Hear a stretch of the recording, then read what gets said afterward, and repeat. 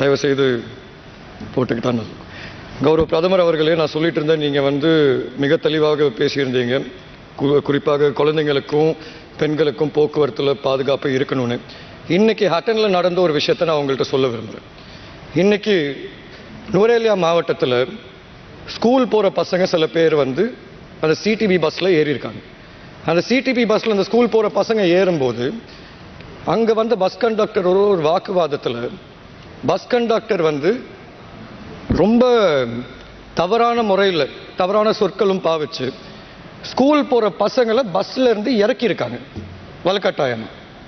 அப்படி இருக்கும்போது அந்த பஸ் கண்டக்டர் ஒரு வார்த்தை சொல்கிறாரு, இது என்னோட பஸ்ஸு, நான் யாரை உள்ளார வச்சுருப்பேனோ யாரை வெளியே அனுப்பேனோ அது ஏன் இஷ்டம், வெளியே போங்க.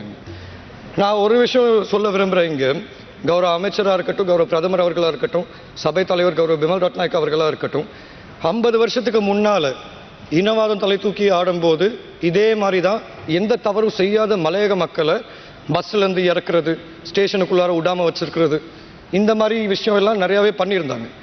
இப்போ திருப்பியும் அந்த நிலைமைக்கு வருதுன்னா அது ஒரு பிரச்சனை தான். ஆனால் அது உங்கள் மேலே தவறுவது அரசாங்கம் தான் பண்ணுதுன்னு நான் சொல்ல. ஆனால் தயவு செய்து நீங்கள் இந்த கண்டக்டர் மேலே நடவடிக்கை எடுப்பீங்கன்னு நான் நம்புகிறேன்.